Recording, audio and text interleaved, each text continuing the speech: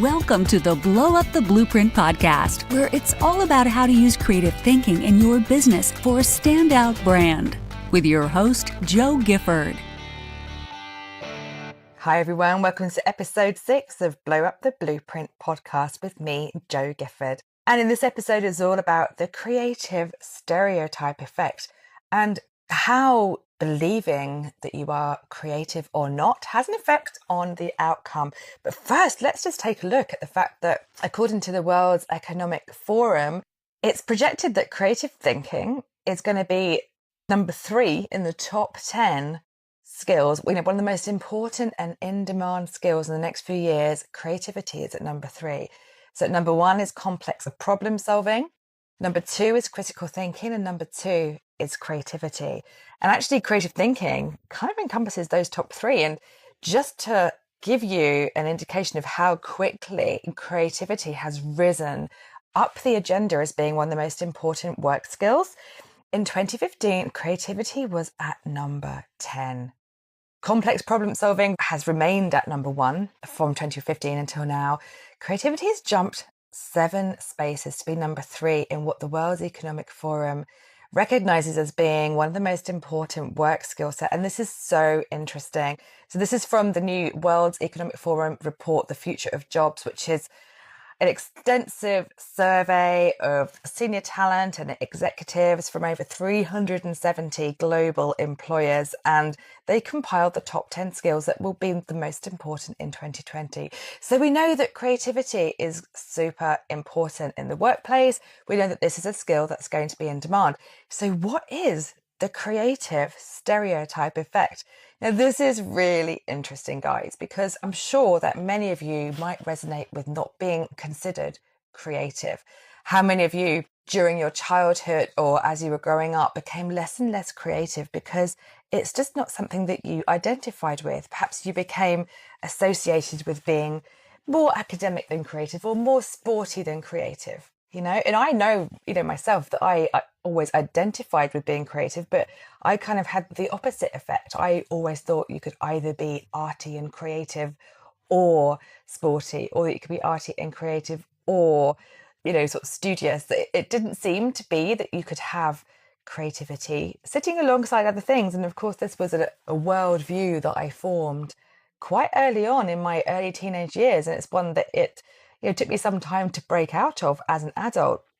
And it's so common that as we grow up, we stop resonating with creativity. We identify with being in a different box, in a different label, a different segment of a society. And it's partly because creativity, especially as you get past childhood where play and creativity is never questioned, there becomes that push for doing something more useful with your time. Or perhaps you might hear some key adult voices in your childhood. Perhaps it's a teacher or a parent or somebody in authority who didn't recognize the need for creativity. Perhaps there was a story around it in your family or in your culture or in your workplaces, maybe that creativity was nebulous, that it's not needed, that it's extravagant, that it's surplus to requirements. There are so many stories that you might hear about why creativity is something you shouldn't spend your time on. And it becomes very difficult to undo that kind of thinking, to step away from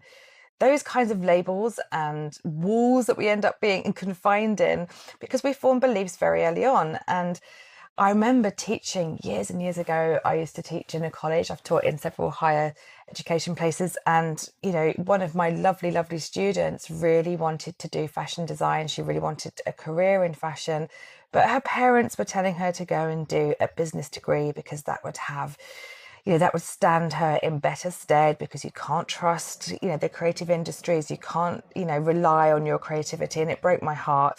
And, her parents weren't trying to ruin her life. They weren't trying to do something, that was detrimental to her. In their view, they were trying to set her up the best that they could, with a career that would, give her the best base. And, I remember myself, as a teenager, I wanted to go and leave school at 16 to go and study art and, start my sort of creative journey. And, my parents' advice was to get my A levels and, carry on with academia because I would have a broader base.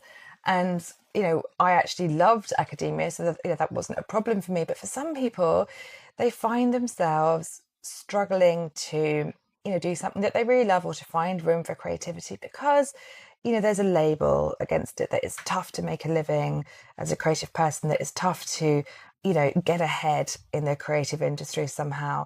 And it might not even be as far-fetched as that. It might just be that, as you grow older, as maybe you're working full time, you might have a family, that making space for creativity becomes harder and harder.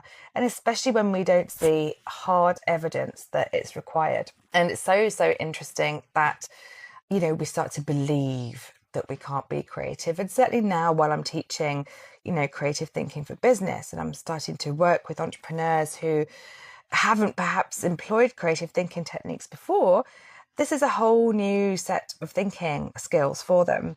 But here's the thing, creativity is really, really needed. So the creative stereotype effect then is identified by two researchers, Dennis Dumas and Kevin N. Dunbar. And they've identified the stereotype effect from some research that they did, which took two groups of people to do some problem solving exercises. The first group were told to imagine that they were eccentric poets, and the second group were told to imagine that they were rigid librarians. So these are really quite kind of extreme stereotypes. And guess what? The first group, who were told that they were creative, who were told that they were eccentric poets, who kind of stepped into that alter ego, they were the ones who had the most creative problem-solving techniques in the research. So stereotyping has an effect on how creative you think you can be and on the outcome of your creative thinking. It changes, what you believe about yourself. And this is no surprise, really. I've spoken a lot about alter egos before and how we can harness those and use them to step into more confident versions of ourselves. And this is another version of that. It's been proven through research that if you believe you are more creative, you're going to get some creative results.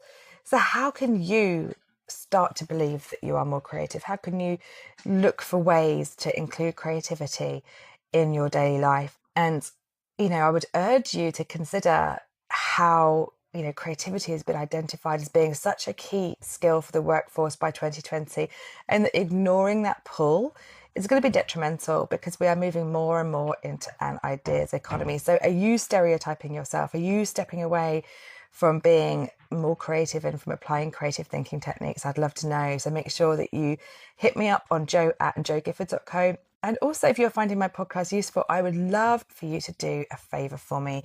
Head on over to iTunes and click subscribe on the Blow Up the Blueprint podcast and leave me a review. It would take you about 10 seconds and I would be so grateful.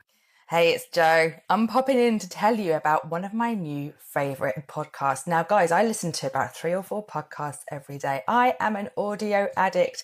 So when I'm out on my bike and I'm cycling to and from the cafes which I work, I love to take in audio because, just like you, I love learning on the go. So my friends over at the Unregulated Podcast by City AM are ones that I have recently discovered and I love them. We are both trending right now in the iTunes We Mean Business section, and I am loving what they are adding to the conversation, all about how to be a great leader and growing your business. In particular, one of my favourite episodes recently was with creative thinking expert Chris Barris-Brown. So I suggest you hop on over to iTunes, put in the Unregulated by City AM and discover them. I'd love to hear what you think. So go and check them out on iTunes, Stitcher, Spotify, and go and subscribe to my friends. Thanks.